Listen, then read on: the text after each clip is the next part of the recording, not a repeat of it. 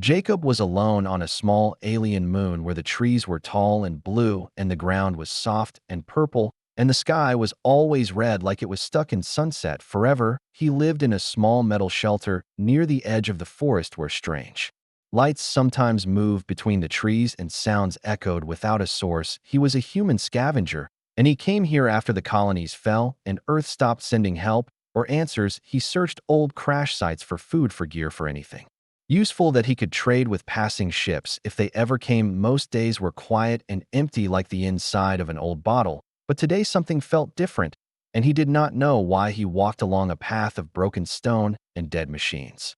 Carrying his scanner and a pack full of small tools, birds with glass wings flew overhead, and their calls sounded like soft metal scraping against more metal. The wind carried the scent of burnt rubber and old circuits from the wreck ahead. The ship was large and broken in half like a toy smashed by a careless child, and wires hung from its side like vines. Jacob moved carefully through the twisted metal, watching for traps or sharp edges. He saw nothing useful at first, just more melted walls and cracked screens and empty boxes. Then he heard something, a small sound, soft and shaky. It came from the dark space between two large pieces of wreckage. Jacob froze and listened again. There, it was, a tiny whimper like a child lost in the woods. He stepped closer, slowly holding his breath. As he reached the gap, he saw it curled up in the shadows was a small creature. It was thin and trembling, and its eyes were far too big for its little face. Its skin was gray, but glowing faintly, like it held light under the surface. It looked up at him, but did not move. It looked too tired, too weak. Jacob had seen many creatures on this moon,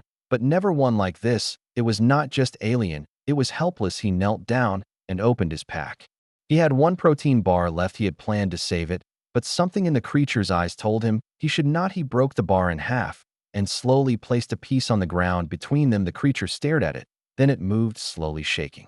With each step it sniffed the food and then snatched it up with a tiny claw. It ate like it had not eaten in days. Jacob sat still and watched. He felt something warm rise in his chest. It was not just pity, it was a feeling he had not felt in a long time. Connection. The cub finished the food and looked at Jacob again. It tilted its head and made a soft chirp. Then it turned and ran into the forest. Jacob blinked. It was gone, just like that. He stood up slowly and looked around, but there was nothing but trees and shadows. The sun dipped lower in the red sky, and the cold wind picked up again. He walked back to his shelter, thinking about the creature. He thought maybe he had imagined it, but the empty wrapper in his pack told him it was real. That night, as he sat near his small fire, he kept looking at the door, half expecting it to return, but it did not. Instead, the night brought strange sounds. His alarm system buzzed twice. Movement outside. He grabbed his scanner and checked the feed. There were heavy prints near the edge of the clearing, big ones, much bigger than the cub, and eyes. He saw them in the distance, two glowing yellow eyes, watching, not moving, just watching. He stayed up most of the night, holding his old rifle and listening to every sound, but nothing came closer. By morning, the prints were gone, and the forest was quiet again. Jacob walked outside and checked the perimeter. Claw marks, deep and fresh. Something had circled his shelter in the night. He followed the trail a bit, but it led back into the thick woods where the trees blocked out the light. He stopped and stared into the forest. Somewhere out there was something big, and it had come after he helped the cub. Was it connected? Was it just a wild beast or something more? He did not know, but he could feel it in his bones. The moment he gave that food, something had changed. He tried to go back to normal that day. He worked on repairing a broken drone. He checked his water filters. He even tried to send a signal to any nearby ship, but the system was still dead. Still, his thoughts returned to the cub, its eyes, its hunger, its quiet trust. And those eyes last night, so different, but somehow the same. He sat by his fire again that night and watched the door just in case. The wind howled outside, and the forest sang its strange song, but nothing came. The next morning was bright and dry. He stepped outside and saw movement at the edge of the trees. He raised his rifle, but lowered it again when he saw what it was. The cub. It stood there blinking at him, not afraid, just watching. Jacob smiled, without meaning to, and crouched down. He pulled another bar from his pack and held it out. The cub ran to him, this time faster, not limping, not shaking. It snatched the food and chirped again. Jacob laughed, a soft, short laugh he had not made in a long time. Then he noticed something. The cub was not alone. Behind it in the trees, something large moved. He stood slowly and raised his scanner. The shape stepped into the light. Jacob froze. It was tall and strong and beautiful in a wild, terrifying way. It had silver armor on its chest and long dark fur, like smoke drifting in wind. Its eyes were the same glowing yellow from that night it stared at. Jacob, without blinking, not angry, not afraid, just focused. The cub ran to it and nuzzled its leg. The tall creature placed one clawed hand on the cub's head, then looked back at Jacob. They stood like that for a long moment, man and beast, no words. Only breath and silence. Then the creature turned and disappeared into the woods. The cub followed, and Jacob stood alone again, but he knew this was only the beginning. The next day, Jacob stayed close to the shelter with his tools packed and the rifle near his hand, because the memory of those yellow eyes stayed in his mind like a shadow that would not leave. He kept checking the trees, looking for signs, looking for movement, but nothing came, and the cub did not return either, and neither did the tall creature from the night before. The forest was quiet, too quiet, like something deep in the ground was holding its breath. He walked the perimeter and saw that the claw marks were still there in the dirt near the side wall, long, deep lines like something strong had dragged its hand across the ground. He reached down and touched one, and it was not dry, yet still soft, and that made his heart beat faster, because it meant the thing had returned sometime during the night. He did not hear it, he did not see it, but it had been there watching, waiting. Jacob did not know what it wanted, but he could feel it in the air like a weight on his shoulders. He checked his power supply and added another solar cell on the roof, just in case the nights got darker or the days got shorter. As the sky turned red again, he sat by the small fire outside the shelter door, eating half a ration bar and sipping filtered water. His eyes never left the trees. The moment came slowly, and without warning, the cub stepped out from behind a thick tree and chirped softly, and Jacob smiled and waved slowly, not wanting to scare it. The cub came closer, this time more confident, and its little paws barely made a sound on the soft ground. Jacob reached into his pack and pulled out the last fruit he had found in a broken crate from a cargo pod. The cub sniffed it, then took it gently and began to eat. Then something shifted.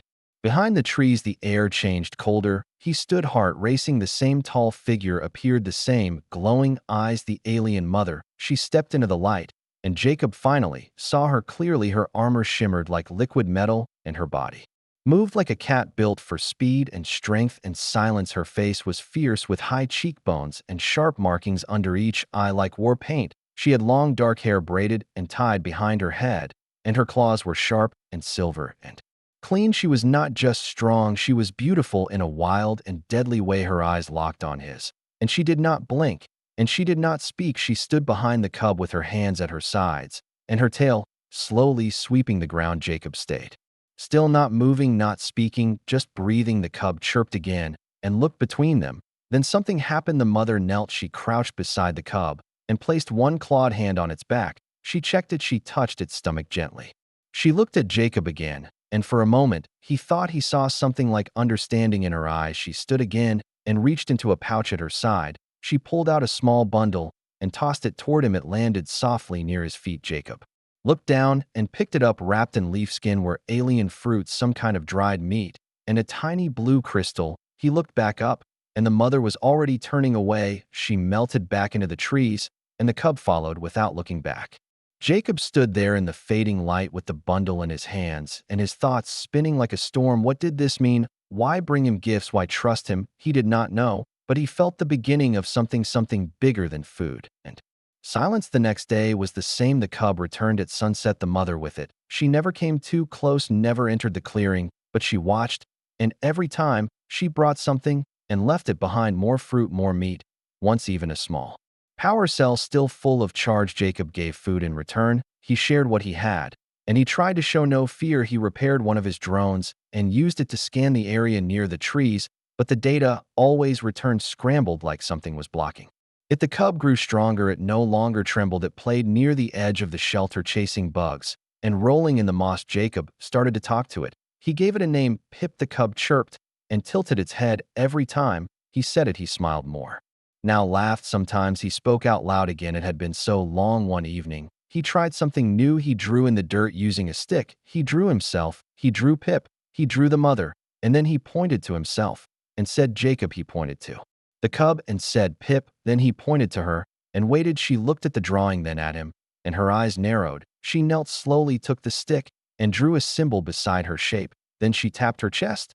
and said one word. Shira, her voice was deep but smooth. Jacob nodded and repeated it. Shira. She stared at him for a long moment, then stood and left with Pip. The next day, she returned, and this time she stepped into the clearing, not close, but inside the edge. Jacob stayed seated, calm.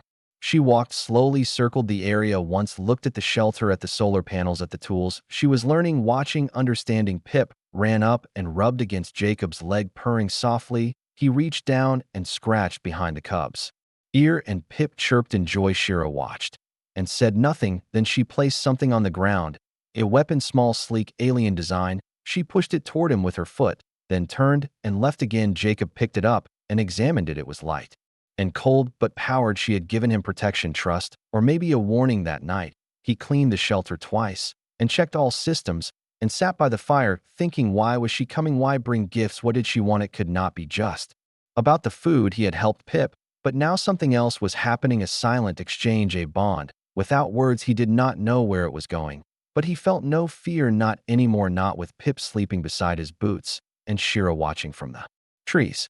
The days passed like slow-moving clouds, and each one felt more strange and more real than the last, as if Jacob had stepped into a dream and somehow stayed there awake. Pip, the alien cub, now came every day and stayed longer each time, curling beside Jacob's legs while he worked, chasing insects around the clearing and watching the skies with bright, wide eyes. Shira, the mother, always came with him, her tall, armored form moving with silent grace, her eyes always locked on Jacob's shelter, her presence heavy like a storm waiting to happen. She still said nothing after that one word, her name, but her actions spoke louder than voices ever could. Every time she brought something new, something useful. She gave tools and energy cells.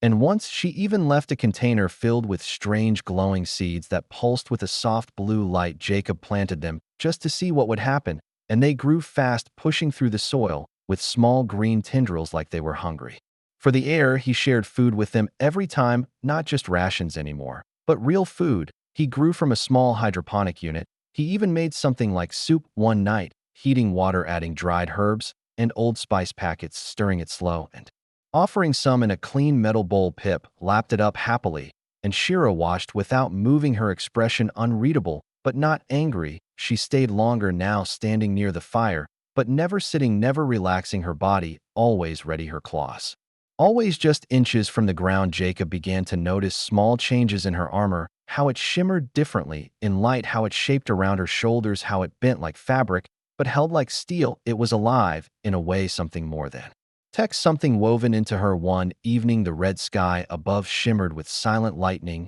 and the wind carried the scent of ash and ozone. Jacob stood outside, sharpening a broken blade, when Pip ran to him, chirping and pawing at his boot with frantic energy. He looked up and saw no movement in the trees, no sign of Shira. That was the first time she had not come. Pip ran in circles, eyes wide, tail stiff, body trembling. Jacob crouched and placed a hand on its head, speaking soft words, even though he knew Pip could not understand them in the way humans do. He looked to the forest, heart sinking. Something was wrong. He waited by the fire for hours, Pip curled tightly against his side, making small, worried noises. The stars came out still. No sign. Jacob stood and grabbed his rifle, strapped it to his back, and packed a small bag with supplies, tools, a medkit, and a drone. He whispered to Pip to stay and locked the shelter behind him, then stepped into the trees. The forest at night was never silent. It breathed, it sang with the clicks of insects, the buzz of strange wings, the distant howls of unknown beasts. But tonight the sounds were off, too sharp, too spaced, wrong. He followed the path he had seen Shira take many times, the crushed moss and bent branches, the faint shimmer of armor scraped against bark. He walked slow but steady, his eyes scanning everything, his ears open wide. After a long hour, he found it signs of a fight. The ground was torn, the moss blackened by burned trees slashed at odd angles, deep gashes in their trunks. A trail of blood, dark and thick, led away through the underbrush. He followed it until he reached a clearing where the moonlight filtered through the leaves in pale blue ribbons. There he found a body, not Shira, something else, an alien, tall, armored, covered in spikes and bone plates, dead, neck snapped clean, claws ripped through the chest. Jacob stepped back, heart pounding. Shira had fought here, fought hard, and won, but where was she now? He Followed more tracks, more signs of dragging something large, heavy, strong. The trail led deeper into the woods, then vanished into thick vines that pulsed faintly. With green veins, Jacob cursed under his breath and activated his drone, sending it up through the canopy. The feed came back clean for a moment, then flickered, then came back again. He saw heat signatures, two, one small, one large, both moving toward a cave just beyond the ridge. He ran, branches slapped his face, thorns tore at his jacket, rocks shifted underfoot. He reached the ridge and climbed it using roots as grips, muscles, burning lungs screaming at the top. He saw them, Shira limping toward the cave, blood on her side, her arm held closer, body slower than ever, and Pip.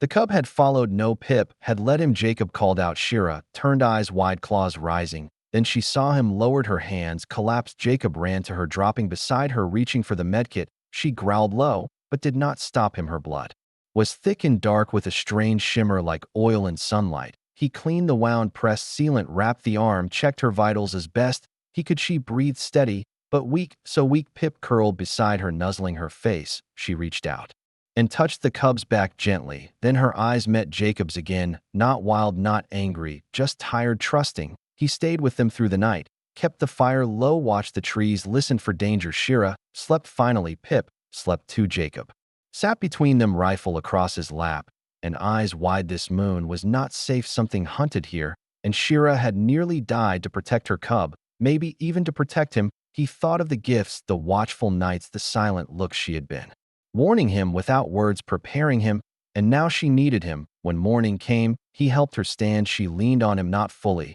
but just enough. They moved slow back, toward the shelter, back, toward safety. Pip ran ahead, chirping happily, as if everything was normal again. But Jacob knew nothing was normal, not anymore. He had crossed a line, and there was no turning back. The air was different now, heavier, colder, like something in the sky above had shifted. Even though the sun still glowed red, and the forest still whispered in soft, alien voices, Jacob walked slowly beside Shira, who leaned on him just enough to show trust, but not weakness. Her steps uneven, but her eyes still sharp, still watching behind them. Pip chirped and danced through fallen leaves, unaware, or perhaps simply trusting in the strange bond between his mother and the human who had once given him food. When they reached the shelter, Jacob opened the door and helped Shira inside, clearing space on the bench and bringing her water, while Pip curled up on a mat near the corner, purring softly. She drank slowly, her claws resting on the edge of the cup, and then she looked around, not with fear, but with curiosity and caution, her gaze moving from shelf to shelf, from panel to panel. Jacob noticed her eyes lingered on the drone station, the signal board, the emergency beacon that still blinked uselessly in red, waiting for a call that might never be answered. He wondered if she knew what it meant, or if she simply sensed the loneliness in the way the shelter sat, like a forgotten memory on the edge of this wild moon. That night, Jacob stepped outside again, scanning the trees with his rifle in hand, and his heart beating hard. He knew what he had seen back there in the forest, that body, that armored creature. It was not a native animal. It was not wild. It was tactical, trained, armed. Something was here, something worse than hunger or storms. A warband, maybe raiders, maybe slavers. He had heard of such things before, when the colonies still talked, when ships still passed through human space, groups that hunted the edges of maps looking for easy prey and weak planets. They came with teeth and fire and took what they wanted, and if they were here, then he and Shira and Pip were not safe, not anywhere. He went back inside and found her awake. She was watching Pip, but when he entered, she looked up, and he saw it in her face. She knew too. Without words, they began to prepare. Shira opened a panel on her left gauntlet and pulled out a small glowing disc, placing it on the table. It unfolded like a flower made of light, showing a floating image above it, a map, not of the whole moon, just this region, and marked in red were symbols: 3, then 5, then 7, moving, spreading, closing. And Jacob pointed at one cluster and looked at her. She nodded. He pointed at another near the edge of the forest. She shook her head. Too late, too far. Then she tapped one mark: closer, close to, close. Jacob activated his own scanner and synced it with her display. The two maps merged now. He could see movement, heat patterns, energy spikes. There were more than 7, there were 12, maybe more. He swallowed hard and stepped back. Shira stood slowly, pain flashing across her face, but fading fast as her claws flexed and her shoulders straightened. She was hurt, but not broken, and she was ready to fight. Jacob knew he could not let her do it alone. He spent the next hours reinforcing the shelter walls, checking power levels, setting traps with old tech and sharp wire. He placed motion alarms along the tree line and hid his last drone under the moss near the ridge. Shira worked beside him, her movements fast and silent like a predator who knew this dance too well. At one point, she looked at him and tilted her head. Then she drew a quick sketch on the dirt, a figure, tall human with something shining on the chest. She pointed to Jacob, then tapped her head, then pointed to herself. A memory, a story. Maybe she had known humans before, or fought them, or saved one, or lost one. He did not ask. The moment passed, and the sun began to fall again. The sky turned from red to deep purple, and the shadows grew long and wide like reaching arms. Pip stayed near Jacob's feet, now no longer playful, his ears flat, his eyes watching the trees. He felt it too, the coming storm. The next night the alarms went off not once, but 3 times. Jacob sat near the door, rifle ready, listening to the crackle of the sensors and the soft hum of the power core. Then the drone feed blinked, movement, 2 figures, then 4, then more, scouting, watching, not charging, yet not attacking, just observing. Shira looked at the feed and growled low under her breath, her claws tapping on the metal floor like a warning drum. Jacob nodded. He understood they were being tested, watched, hunted. He moved outside with the rifle and a set of trip mines, placing them between tree trunks and under old leaves, marking each spot in his memory. Shira followed, no longer limping. She crouched beside him and took one mine in her hand, adjusting it with a small tool from her armor. Then, planting it deeper, she moved fast, precise. A soldier or something more. They returned to the shelter in silence and waited. The wind howled once, twice, then stopped like the world itself was afraid. The first explosion came at midnight, a loud blast followed by screaming metal and flashing light. Jacob jumped to his feet, rifle raised as shapes moved through the trees. Shira was already outside, blades in her hands, her eyes glowing like stars through smoke. They fought without speaking, without thinking. Side by side, Jacob fired clean shots, hitting targets as they appeared between trees. Shira moved like a ghost, fast and fierce, cutting down shadows before they reached the shelter. Pip hid inside the shelter, but watched through the glass, eyes wide and afraid. The battle was fast and bloody. When it ended, the ground smoked, and the forest was silent again. Bodies lay in the dirt, broken and still. Jacob stood, panting, sweat on his face, his hands shaking. Shira stood beside him, her armor scorched, but her stance proud. They had won, but only the first round. They both knew more would come, and soon. Jacob looked at the stars above, wondering how far Earth really was, and if anyone would ever come looking. Then he looked at Shira and at Pip, and he knew this was his home now, and he would protect it. The fire burned low inside the shelter, casting long shadows on the metal walls, while Jacob sat with his back against the door, staring at the dirt floor and listening to the wind breathe outside, like some ancient animal waiting for its prey. Shira sat across from him, her armor scratched her side, bruised, her eyes still glowing even in the dim light, her claws resting on her knees, but ready to move at the smallest threat. Between them, Pip lay curled into a tight ball, his tail wrapped around his body, his small chest rising and falling with soft, steady breaths, unaware of how close danger still lurked outside. They had survived the attack, but Jacob knew it was not over. The bodies outside proved that someone wanted them gone or captured, and the silence that followed meant the others were regrouping. He needed a plan. They needed more than traps and luck. They needed strategy. Jacob stood and walked to the table, brushing aside spare parts and setting down his small map panel, then pointed to the last scan from the drone showing enemy movement on the west ridge. Shira joined him, silent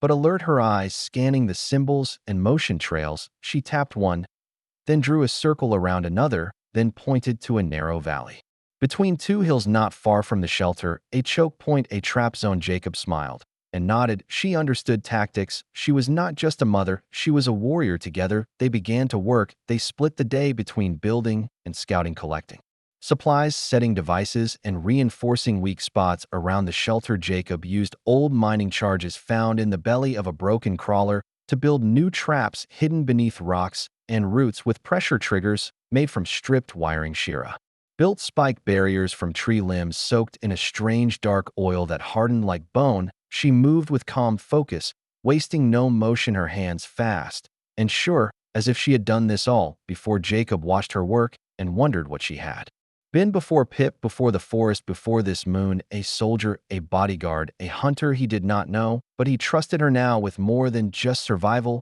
he trusted her with his life. One afternoon, as they rested near the stream, she surprised him. By speaking again one word, enemy, she pointed to the ridge, then to the trees, then made a motion with her hand like a mouth opening and closing, then pointed to her throat. Jacob frowned. Then he understood. She had seen them. He asked how many by holding up fingers. She replied with a flat open hand, 5, then added 3 more, 8, still coming, still hunting that night. He cleaned his rifle and checked every tool, every sensor, every charge. He looked at the emergency beacon blinking red and useless.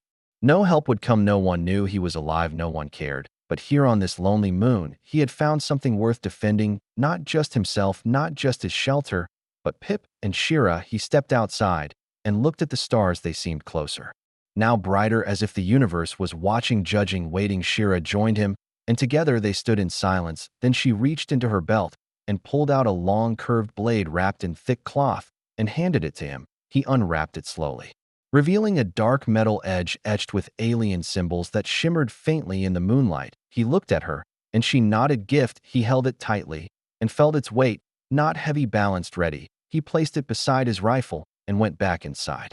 Pip was already asleep, nestled on the floor beside the heater. Jacob knelt down and placed one hand on the cub's back, feeling the warmth, the innocence. He whispered a promise to the cub, not in words, but in feeling, that he would keep them safe, that no harm would come while he still breathed. The next morning brought silence, too much silence. Even the birds with glass wings were gone. Jacob and Shira moved fast, setting the last traps in the valley and marking escape routes through the trees. They placed old flares inside hollow logs and tied bells to branches with fishing wire, so even the air would speak if touched. They returned to the shelter just before sunset and shared a quiet meal made from roots, dried meat, and clean water. Jacob offered a piece to Shira, and she accepted without pause. Pip ate happily, unaware that his small world was about to shake as the sky turned deep purple and the twin moons rose. The first signal came. The drone feed blinked, figures moving, many more than before, faster, no longer scouts, now a strike force coming straight for them. Jacob tightened his gloves, strapped the blade to his side, and loaded the rifle. Shira adjusted her armor plates, tapped her gauntlet, and activated a soft hum around her body, a shield of some kind, barely visible, like heat rising from a stone. They nodded to each other and stepped outside. The forest held its breath. Then the night exploded. The first charge went off near the old log, sending fire and light into the air. Figures screamed. Shira darted forward, claws flashing through smoke like lightning. Jacob moved to the ridge, firing clean shots, aiming between trees, using every lesson he had ever learned. The traps worked, the path slowed the enemy, confused.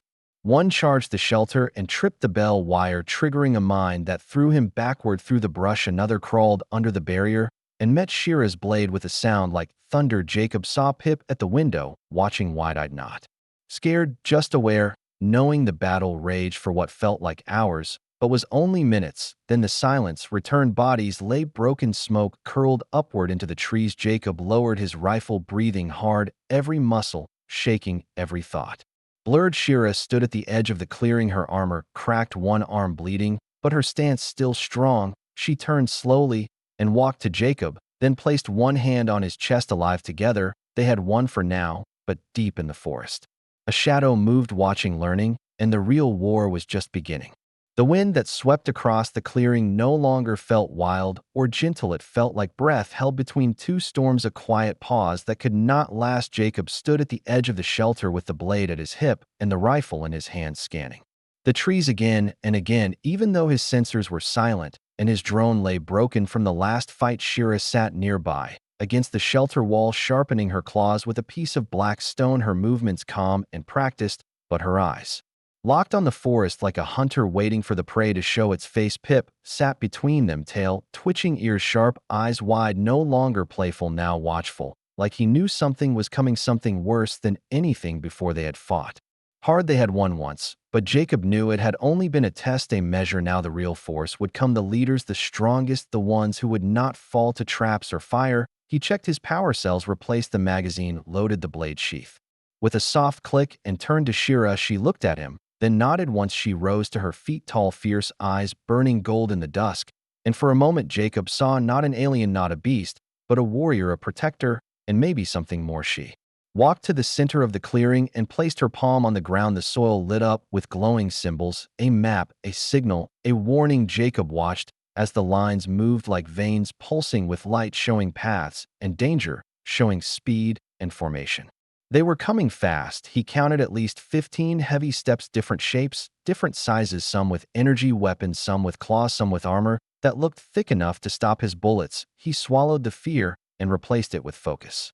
He turned and picked up the last explosives from under the shelter table. He armed them fast, wrapped them in metal shards, and stuck them beneath the rocks along the north tree line, where the path was tight and narrow. Shira followed him carrying strange small devices that shimmered in her palm and hissed when buried in the soil. Pip remained near the shelter tail, still eyes following every step. The moons began to rise, turning the red sky into a dark curtain filled with silver light. Then the ground shook, not much, just a little, but enough. Jacob looked up. The trees moved, not from wind, from force, heavy force. Shira moved beside him, her body lowering, her claws extending, her breath slowing like a beast ready to pounce. Jacob raised his rifle and flicked the sight into night mode. The shapes appeared first as shadows, then as moving walls of armor and bone and hate. The first wave charged fast, too fast. Jacob opened fire. Controlled bursts, 3 down. Then for the traps lit up, tearing the soil, launching fire, and shrapnel screams echoed between the trees, but still they came, larger ones, heavier. They pushed through the flames. Jacob switched positions, running along the ridge, firing sideways, calling out to Shira. She answered with action. She leapt into the fray, claws slicing through metal like paper, her armor glowing with energy, her voice a roar, not of pain, but of fury. She fought like a storm. Jacob kept moving, shooting, dropping small charges, rolling over roots, sliding down dirt. A beast nearly tackled him. He stabbed upward with the alien blade and felt it slide deep. The beast fell. He rolled to his feet and kept moving. They were surrounded, but not cornered, not yet. Shira moved beside him, her armor cracked, her breath fast, but her strikes never stopped. Then Jacob saw it, a large figure at the back, watching, directing, not fighting. A leader. Jacob pointed, shouted, waved. Shira turned and saw it too. She roared louder and charged. Jacob followed through flame and smoke toward the heart. The leader saw them and stepped forward, tall with bone plates and glowing red eyes, holding a massive weapon like a cannon and armor thick as stone. He fired once. The blast missed. Shira jumped high and landed with claws out, but the leader grabbed her and threw her hard into the ground. Jacob fired again and again, but the rounds bounced. He ran, blade in hand. The leader turned and aimed, fired. Jacob ducked and rolled. The blast grazed his arm and burned through his sleeve. Pain shot through him. He gritted his teeth and ran faster. Shira stood again and charged from the side. Together they struck. Shira leapt onto the leader's back, claws digging in. Jacob swung the blade and drove it between the armor plates. Under the arm, the leader screamed, a sound like grinding metal and falling rocks. He thrashed. Shira held tight. Jacob twisted the blade. The leader fell hard. Shira landed beside Jacob, panting. They stood over the body together as the rest of the enemy froze, then scattered, retreating, running into the trees. The forest fell silent. Only the fire remained, and the wind. Jacob dropped to his knees, breathing hard, staring at the stars above. He laughed once, then coughed. Shira sat beside him and placed a hand on his shoulder. Pip ran to them, chirping happily. Jacob pulled the cub into his arms and looked at Shira. She smiled, not wide, just enough. He nodded. They had won. They were alive together. The sky above sparkled with stars, and the moon shone bright, and the forest finally rested. For the first time, Jacob felt something he had forgotten, peace. Star. The fire inside the shelter crackled low, casting soft shadows across the walls as Jacob sat by the open door, watching the wind bend the trees under the twin moons. The scent of scorched metal and broken earth still lingering in the air beside him. Pip slept curled tightly against his side, small and warm chest rising and falling in a gentle rhythm that reminded Jacob of a beating heart and of home. Shira stood just outside, scanning the forest one last time. Her armor still damaged, her fur streaked with ash, but her posture calm, her eyes glowing faint gold in the night air like a silent guardian, keeping watch over something precious. The battle was over. The enemy had fallen. Their leader lay buried under a pile of burned stone and shattered armor at the edge of the ridge where the light no longer touched. There had been no more attacks, no scouts, no signals, just quiet. And for the first time since landing on this moon, Jacob allowed his mind to rest. He had come here alone, searching for minerals, for data, for a contract no one else wanted. He had built a shelter, stocked it with tools, and waited for extraction that never came. He had expected boredom, not war, not life. He looked at his hands, calloused and scraped fingers, rough from building and fighting and holding on too tightly. Then he looked at Pip and at Shira, and he realized something strange had happened. He had found a family not by blood, not by species, but by fire, and fire forged stronger bonds than time ever could. The next morning the forest woke with color and song. The birds returned, glass-winged and swift, their calls sharp and joyful. Small creatures peeked from trees, testing the air before darting out. The sky held no ships, no smoke, no warnings. Just clouds drifting like slow sails across an ocean of light. Shiro walked the perimeter, checking old traps, disarming mines, and marking the trees with strange symbols that shimmered when touched. Jacob followed, curious. She explained through gestures that it was a signal to others, a warning to stay away. This land was protected, now sacred. He nodded and added a few marks of his own, using paint from his emergency kit, mixing it with tree sap to make it last. Together, they circled the area until every corner of the forest knew who ruled here. Now later, Jacob found Pip near the river, chasing shadows with his tail, stumbling and chirping happily. He laughed and knelt in the water, washing his face, watching the ripples carry the sky. Then he heard the hum, soft at first like a breath, then louder from above. He stood and turned, eyes wide, as a shape appeared through the clouds. A ship, not a fighter, a long vessel with silver wings and smooth sides, glowing softly as it descended toward the clearing. Shira stepped beside him, claws half-drawn, eyes alert. Jacob raised a hand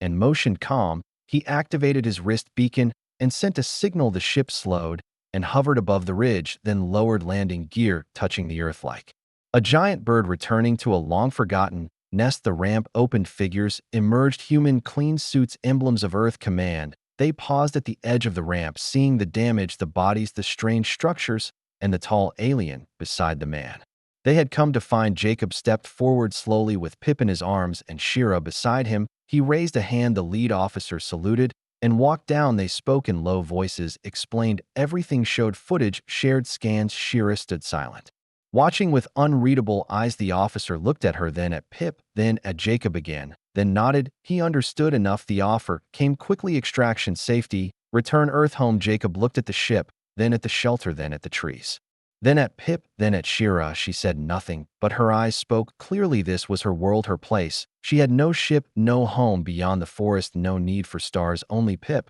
and maybe, just maybe, him. Jacob thought of the cities, the lights, the noise, the questions. Then he thought of the wind through trees and the fire crackling and the soft weight of Pip asleep against his chest. He smiled and shook his head. He thanked them, but said he would stay. The officer did not argue. He only nodded again and handed over a sealed pack, supplies, updates, a stronger beacon. They left a small drone for contact and a data chip with news from Earth. Then they boarded and rose back into the sky, leaving behind smoke and silence and the scent of ozone. Jacob stood long after the ship disappeared. Then he turned to Shira. She tilted her head slightly, a question. He reached out and placed his hand over her chest, where her armor was cracked, where her heart beat strong and steady. Here, he whispered, here is home. She smiled this time. It reached her eyes. Later that night, they built a fire, not out of need, but for comfort. They sat together, watching Pip play with a glowing stone, tossing it into the air and catching it with tiny claws. Jacob held the